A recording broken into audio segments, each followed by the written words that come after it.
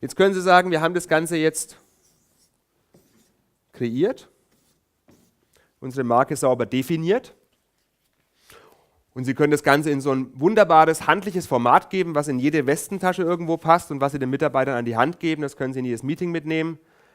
Aber ganz ehrlich jetzt sozusagen von wegen, liebe Leute in der Kommunikation, im Vertrieb, in der Produktentwicklung, legt mal los, was viele Unternehmen machen, wird nicht funktionieren. Das Ergebnis wird sein, es wird nichts passieren oder nicht allzu viel. Warum? Der Abstraktionsgrad von diesem Thema ist einfach noch zu hoch.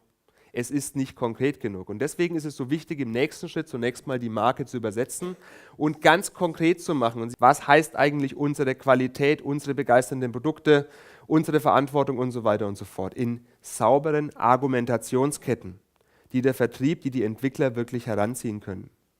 Das heißt, diese Übersetzungsleistung der Marke ist enorm wichtig. Wir kamen drauf in 2012, wie BMW zu uns kam und sagte von wegen, eine tolle Markenpositionierung. Freude am Fahren ist klar als Markenkern und wir haben Effizienz und Dynamik. Das steht fast bei jedem zweiten BMW irgendwo hinten drauf, Efficient Dynamics. Aber wir haben noch ein paar mehr Sachen in der Marke stehen. Da steht noch tatsächlich Qualität und Design und Sicherheit und Innovation, darf hier nicht fehlen. Was heißt es eigentlich ganz konkret?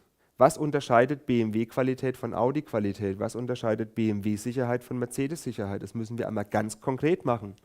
Ganz konkret im Sinne von wegen, was tun wir dafür? Also Reason Why. Was ist der Nutzen daraus? Und zwar auf der funktionalen Ebene. Also habe ich damit bessere Prozesse, kann ich Geld sparen, keine Ahnung was. Und ganz wichtig und insbesondere im B2B-Bereich ganz wichtig, was ist der emotionale Mehrwert? Weil das differenziert Sie auch gegen diejenigen, die günstig anbieten. Schaffe ich wirklich Entlastung, dass mein Kunde ruhig schlafen kann? Befähige ich meinen Kunden, etwas zu tun, was er ohne mich nicht tun kann? Beziehungsweise, und das kann auch passieren, mache ich ihn vielleicht zum Held. Also den Papi, der einen Kindersitz von Recaro kauft, den machen Sie zum Helden, ganz klar. Und es ist ganz wichtig zu verstehen, welche Emotionen Sie auslösen wollen. Damit aber nicht genug. Wenn Sie das Ganze konkret gemacht haben, dann geht es ja in die Umsetzung. Und damit sind wir bei der größten Hürde. Sie müssen es kommunizieren und Sie müssen es einlösen, im Sinne von Verhalten. Dafür gibt es zum Beispiel eine Toolbox.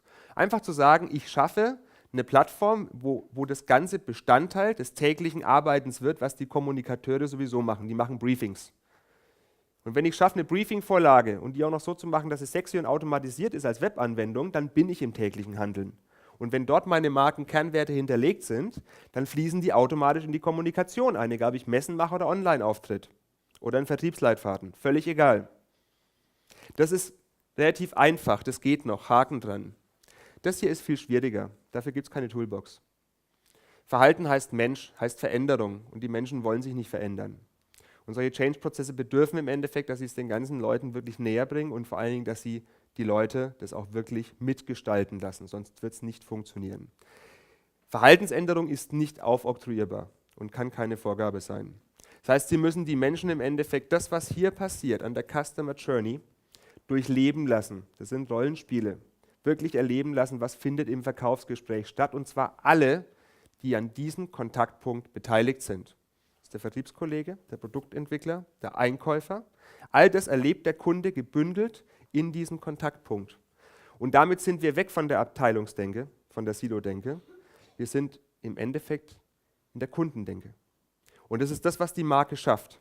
Für die wichtigsten Kontaktpunkte, wir nennen es mal Moments of Truth, weil das können Sie nicht für hunderte von Kontaktpunkten machen, mal zu definieren, wie spielen eigentlich die verschiedenen Funktionsbereiche zusammen.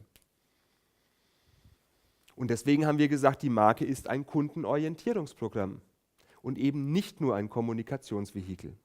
Und das ist das Erste, was wir versuchen, unseren Kunden auch gerade im B2B-Bereich klarzumachen, dass es eben nicht darum geht, jetzt eine neue tolle Werbung zu machen.